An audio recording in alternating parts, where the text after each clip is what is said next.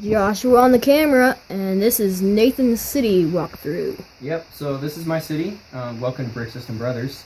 So we've done Josh's city walkthrough earlier, and now we're going to look at mine. I apologize, it's kind of in a state of disrepair right now because I haven't been home. But yeah, let's just start over here. So how I've got this laid out is kind of two main blocks. So there's this downtown block with the transportation hub, and then kind of a district shopping, banking, housing block. And then there's actually additional room over here. I put my creator roller coaster set over there right now. But yeah, let's come back to this block. I'll just kind of go over each building really quickly. This is called the Blue Night Inn. It's a hotel, and I have the roof on a different building right now on a different project.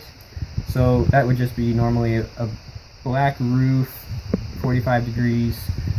It does have this balcony, and then there's two upper story rooms, lower story room, and I even had this fireplace back here connected to my 9-volt light a while back. So that was pretty cool when I had that working. Moving along, this is the train station. Let's see, I think I call it Brickwell Station. And this one I've actually got some degree of modularity here. You can lift this off, and really like how this black and green 2x2 bricks make this tile effect on the floor in here. I've got a little book stand, timetables, and then you walk up this platform to the boarding platform. Here, I'll take that off for you. And I've modified these passenger cars to have these working doors, so that works out pretty good. The other side of this station, and there's a clock tower here. A couple of like overnight rooms. This is all on the second floor.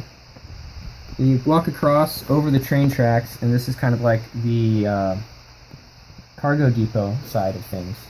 So this isn't a great example. I would actually use a box car here to demonstrate this. You can just bring this box car right up and open the doors and load and unload some cargo. So this is kind of like a satellite outpost from what would be a bigger shipping operation somewhere far away. Alright, let's keep going. This yellow building is kind of like a academy or a school or something, and each floor comes off, separates. It's pretty much all got the same layout on the inside. Oopsies. And that has basically a stairwell and a classroom, and then that just goes all the way down. So 4 floors of that. I've had this one built for a while actually. It's built together. Next to that is the theater from the 2008 town plan set, which I'm looking back really glad I got that set. This is actually the only building I still have constructed from that. And I've also made some modifications. I actually had to extend it by 4 studs to make it fit on a city block. But that didn't take too much. Most of the original building is still here. Next to that is my heavily modified Market Street, which was what most people consider to be the first modular building. It was actually released as a Lego factory set, and that kind of kicked off the whole thing where you have all these buildings that can fit together, and they either take up a half or a full 32 stud base plate, and some have even gone to another 16 studs past that, like the assembly square. And then I've kind of got these streets running through here, separating the 2 main blocks, a railroad crossing, pretty decent. I need some railroad arms to come down here for that. So let's cross the street. This is my red department store. I've also had this one built together for a while. This is just an MOC building. There's actually a working elevator in here. We can look at that in a minute, but this is like the elevator tower, and then it's got 2 main floors of shopping and a balcony up top. Next to that we have a residential building, and this used to have a second story with a ground roof, but I have dismantled that and used those pieces as well. So that's just kind of chilling without a roof.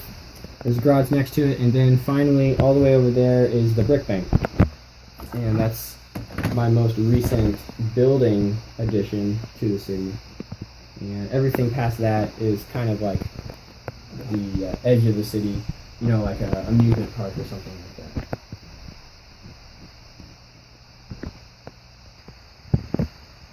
Yeah, so as we follow this street down around town, there's a point at which it transitions over to a cardboard. This is all custom made to fit around the curves of these railroad track sections. And I've got these two complete. I've still got to put this one in. And this is just painted cardboard that I've taped down to the plywood. And then this actually leads over here to a drop-off. But Josh, bring that in. And I have built this bridge. And this actually goes directly over to Josh's city, way over there in the distance. And we've got this kind of removable section of railroad track that goes in there. So when that's all connected, we can actually run cars and trains from one city to the other. It's not a loop, but it is a lot of fun to have these connected. So that's pretty cool.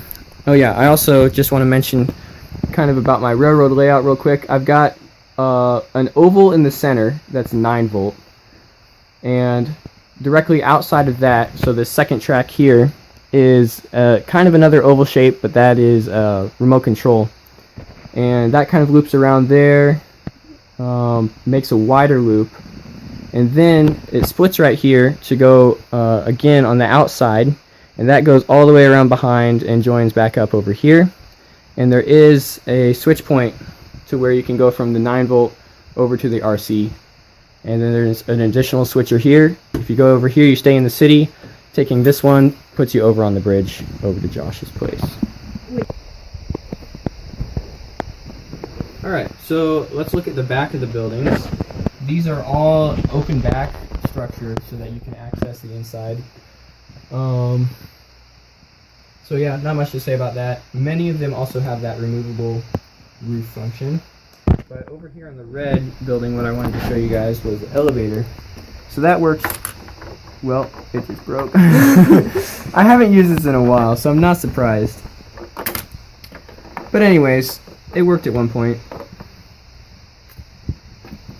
Oh yeah, and the brick bank does not have an open back, because I've actually kept this mostly to spec. I did have to cut these 2 access holes. So this one is just rectangular. And what I did is I actually drew up the plans for all of this beforehand and had some rough cut measurements. I started with the railroad track layout, and then I kind of built inward and looked at where stuff would fit. So buildings can be swapped around, but the road layout and the track layout is pretty fixed.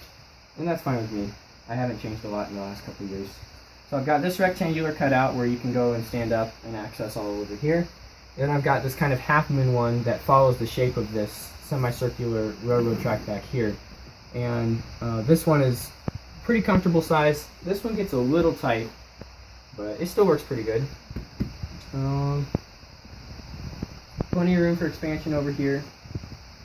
Add another street, add some more buildings.